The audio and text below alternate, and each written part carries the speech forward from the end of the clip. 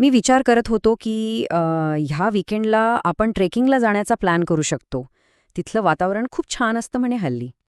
मोठमोठ्या मशीन्सना वीज पुरवठा करणं ऐकायला खूप मोठं आणि किचकट काम वाटतं नाही का? पण खरं तर याची सुरुवात होते एका साध्या व्यवस्थित केलेल्या प्लॅनने. योग्य नियोजन असेल तर कोणतंही अवघड काम सोपं होऊन जातं. नमस्कार, माइंडस्टिक्स फाउंडेशन ट्रस्टने तयार केलेल्या या माहितीपटामध्ये आपण हेच नियोजन नेमकं कसं करायचं हेच समजून घेणार आहोत. चला तर मग थेट आपल्या कामाकडे वळूया. आपलं ध्येय अगदी स्पष्ट आहे. एका वर्कशॉपमध्ये 4 वेगवेगळ्या मोटर्स बसवायच्या आहेत आणि त्यांच्या वायरिंगसाठी काय काय साहित्य लागेल याचा एक पक्का अंदाज आपल्याला बांधायचा आहे. तर ही बघा, ही आहे आपली वर्कशॉप. इथं आपल्याला 5 हॉर्स पॉवर, 3 हॉर्स पॉवर, अर्धा हॉर्स पॉवर आणि 1 हॉर्स पॉवर अशा एकूण 4 मोटर्सना पॉवर द्यायची आहे. त्यासाठी सगळ्यात आधी त्या कुठे बसणार आहेत आणि त्यांच्यामध्ये अंतर किती आहे हे नीट समजून घेणं महत्त्वाचं आहे. आता कुठल्याही वायरिंगच्या कामाला सुरुवात करण्याआधी एक सर्वात पहिली आणि महत्त्वाची पायरी असते. ती म्हणजे लोड कॅल्क्युलेट करणं. म्हणजे काय?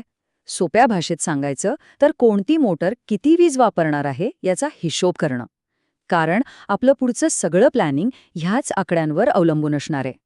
इथे एक टर्म लक्षात ठेवणं खूप गरजेचं आहे. फुल लोड करंट म्हणजेच FLC. याचा सरळ सरळ अर्थ असा की जेव्हा एखादी मोटर तिच्या पूर्ण ताकदीने म्हणजे रेटेड हॉर्स पॉवरवर चालते तेव्हा ती किती करंट किंवा वीज प्रवाह खेचते तो आकडा.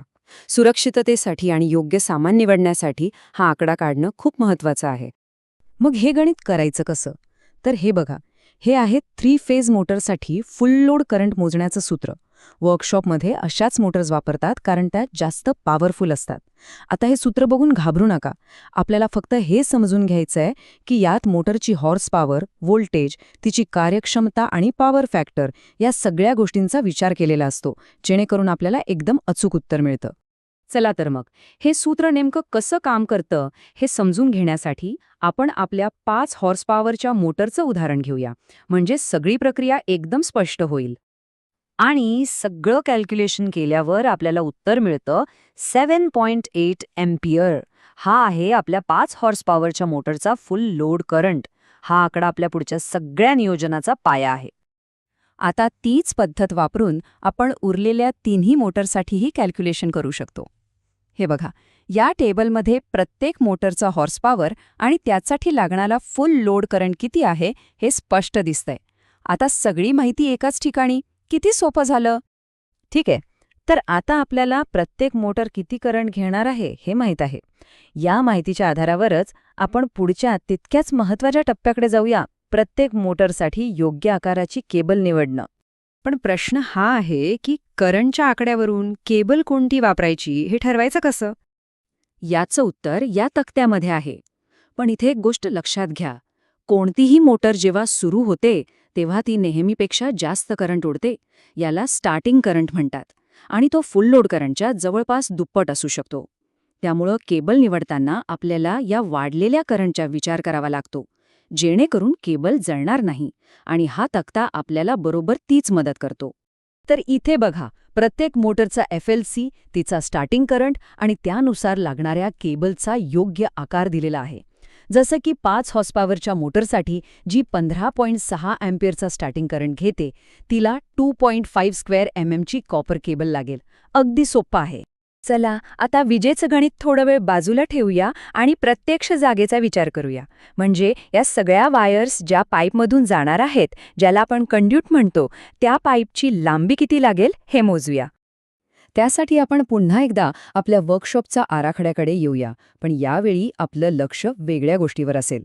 आता आपण मेन स्विचपासून प्रत्येक मोटरपर्यंतचं अंतर मोजणार आहोत, कारण याच मार्गावरून आपली वायरिंग जाणार आहे. हे बघा, इथे प्रत्येक मोटरपर्यंत लागणारं अंतर कसं मोजलं आहे. म्हणजे मेन स्विचपासून भिंतीपर्यंत, मग जमिनीला समांतर आणि मग खाली मोटरपर्यंत अशा प्रत्येक तुकड्याची बेरीज केली की आपल्याला एकूण अंतर मिळतं. सगळ्या मोटर्सची लांबी एकत्र करून त्यात आपण 10% अतिरिक्त लांबी मिळवतो. आता असं का? कारण प्रत्यक्ष काम करताना कधीकधी थोडा बदल करावा लागतो किंवा केबलला थोडं सैल सोडावं लागतं, तेव्हा ती कमी पडायला नको. म्हणून आपल्याला एकूण 50 मीटर कंड्युईट लागेल. चला तर आपण आत्तापर्यंत जे काही कॅल्क्युलेशन आणि प्लॅनिंग केलं आहे त्या सगळ्याला एकत्र जोडून आपल्या कामाचा फायनल आराखडा कसा दिसतो ते पाहूया. आणि हे आहे आपल्या सगळ्या मेहनतीचं फळ. याला म्हणतात सिंगल लाईन डायग्रॅम. हा आपल्या संपूर्ण वायरिंगचा जणू काही मास्टर प्लॅनच आहे. या एकाच चित्रात सगळं स्पष्ट दिसतंय. एनर्जी मीटरमधून वीज मेन स्विचमध्ये कशी येते, तिथून ती डिस्ट्रीब्युशन बोर्डमध्ये कशी विभागली जाते आणि मग प्रत्येक मोटरच्या स्टार्टरपर्यंत कशी पोहोचते, हे सगळं इथे दाखवलं आहे. तर या संपूर्ण प्रक्रियेतून आपण काय शिकलो? 4 महत्वाचे नियम. पहिला, कुठलंही काम करण्याआधी लोडची गणना करा. दुसरा, करंटनुसार योग्य आणि सुरक्षित केबल निवडा. तिसरा, वायरिंगचा प्रत्यक्ष मार्ग मोजा. आणि चौथा, सगळ्यात महत्वाचा, साहित्य मोजताना नेहमी 10% जास्त मोजा. हे 4 नियम कोणत्याही इलेक्ट्रिकल कामाचा भक्कम पाया आहेत. हे प्लॅनिंग एकदम अचूक आहे आणि यामुळे आपलं काम नक्कीच सोपं होईल. पण एक प्रश्न नक्कीच विचारात पडतो की प्रत्यक्ष काम करताना या कागदावरच्या प्लॅनच्या पलीकडे जाऊन अशी कोणती एक गोष्ट आहे जी सगळ्यात जास्त महत्वाची ठरते? जरा विचार करा.